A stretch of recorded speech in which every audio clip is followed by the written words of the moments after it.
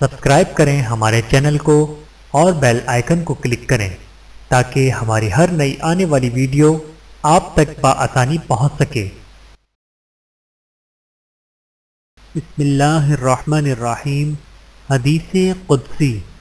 مفہوم: اے ابن آدم، ایک میری چاہت ہے اور ایک تیری چاہت ہے، ہوگا تو وہی جو میری چاہت ہے، بس اگر تو نے سپرد کر دیا اپنے کو اس کے جو میری چاہت ہے تو وہ بھی میں تجھے دے دوں گا جو تیری چاہت ہے، اگر تو نے مخالف کی اس کی جو میری چاہت ہے نہیں، اگر تو نے مخالفت کی اس کی جو میری چاہت ہے تو میں تھکا دوں گا تجھ کو اس میں جو تیری چاہت ہے، پھر وہی ہوگا جو میری چاہت ہے۔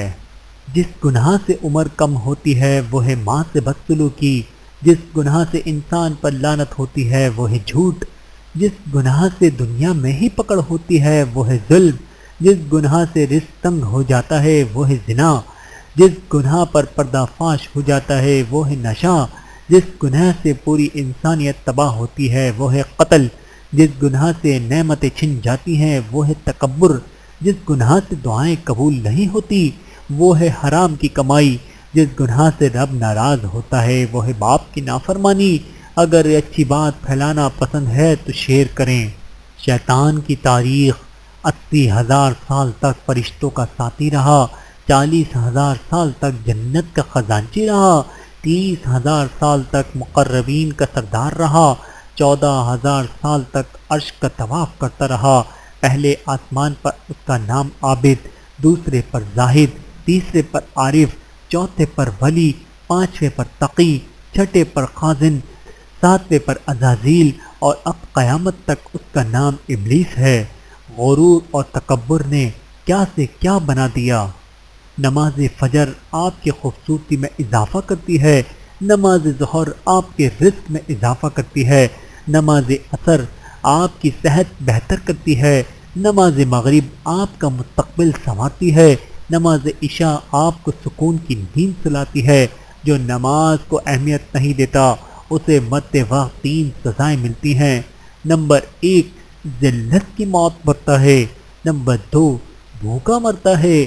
نمبر 3، سمندر کا پانی بھی پی لے وہ پیاسا ہی مرے گا۔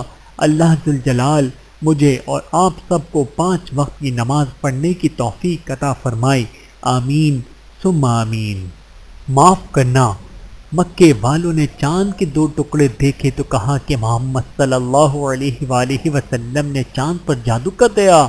پتھروں کو کلمہ پڑھتا دیکھا تو کہا کہ ان پر جادو کر دیا۔ مکے والوں نے جنگ بدر میں فرشتے دیکھے لیکن کلمہ نہیں پڑھا۔ جنگ خندق میں شکست کھائی لیکن ایمان نہیں لائے۔ مکے میں آپ صلی اللہ علیہ وآلہ وسلم 10,000 لشکر کے ساتھ داخل ہوئے لیکن انہوں نے کلمہ نہ پڑھا، لیکن جب آپ صلی اللہ علیہ وآلہ وسلم نے مکے میں بیت اللہ کا دروازہ پکڑ کر کہا کہ جاؤ میں نے سب کو معاف کر دیا تو ان سب نے کلمہ پڑھ لیا اور ایمان لے آئے۔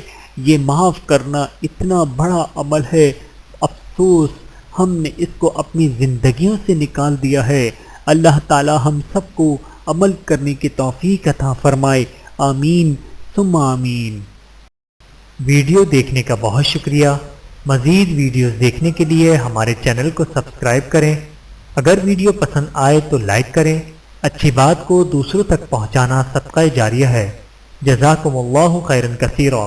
اپنا اور اپنے پیاروں کا بہت زیادہ خیال رکھیے گا اور مجھے دعاؤں میں یاد رکھیے گا۔ Take care. اللہ حافظ۔